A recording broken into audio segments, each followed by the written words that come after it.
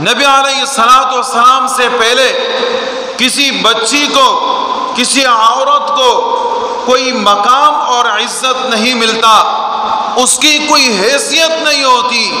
نبی علیہ الصلوۃ والسلام جب آئے، نبی علیہ السلام نے عورتوں کو، بچیوں کو حیثیت اور مقام عطا فرمایا۔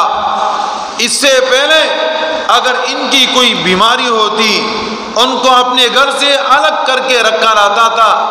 بچی پیدا ہو گئی تو یہ عار سمجھا جاتا کہ کسی کے نکاح میں اس کو دیا جائے، کوئی اس کا شوہر بنے، اس سے بچے پیدا ہو، اور میری بیٹی اس کا فلاں آدمی شوہر، یہ بات مجھے گوارا نہیں۔ بچیوں کو زندہ درگور کر دیا جاتا تھا۔ نبی علیہ الصلوۃ والسلام جب آئے، نبی علیہ الصلوۃ والسلام نے یہ سسٹم ختم کر دیا، اور ابھی نبی علیہ السلام نے جو مقام اور حیثیت، عزت اور مرتبہ لڑکیوں کو دیا، وہ مرتبہ اور مقام دیا ہے۔ یہاں تک کہ دنیا کے دنیائی معاملات وہ اپنے اعتبار سے، لیکن مال کے اندر، جائیداد کے اندر، میراث کے اندر بھی ان بچیوں کو حصہ دیا جانے لگا۔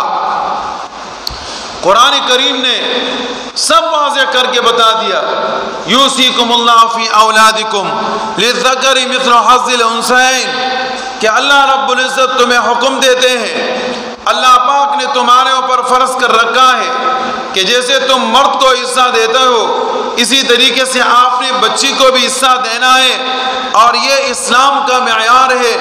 اگر آپ اپنے بچے کو اپنے ساتھ رکھنے کے اوپر خوش ہوتے ہیں تو ایمان کا تقاضا یہ ہے کہ آپ اپنی بچی کو بھی اپنے ساتھ رکھنے کے اوپر خوش ہو جائے۔ ہمارے ہاں ایک غلط قسم کا رواج اور رسم چلا جا چکا ہے، جو جاہلیت کے زمانے کی عادتیں ہیں، کہ اگر کوئی بچہ اپنی بیوی کے ساتھ اپنے باپ کے گھر پہ رہتا ہے تو اس کو تو اچھا تصور کیا جاتا ہے، لیکن اگر کوئی بچی اپنے شوہر کے ساتھ باپ کے گھر پہ رہتی ہے، لوگ اس کو عار سمجھتے ہیں۔ ان کے اسلام کے اندر ہمیں خد و خال نظر آتا ہے، اس لیے کہ آپ کا جیسے لڑکا بچہ ہے، ایسے ہی آپ کی یہ لڑکی بھی بچی ہے۔ جیسے آپ نے اس کو مقام دیا، حیثیت دی، اسی طریقے سے آپ نے اس کو بھی مقام اور حیثیت دینا ہے۔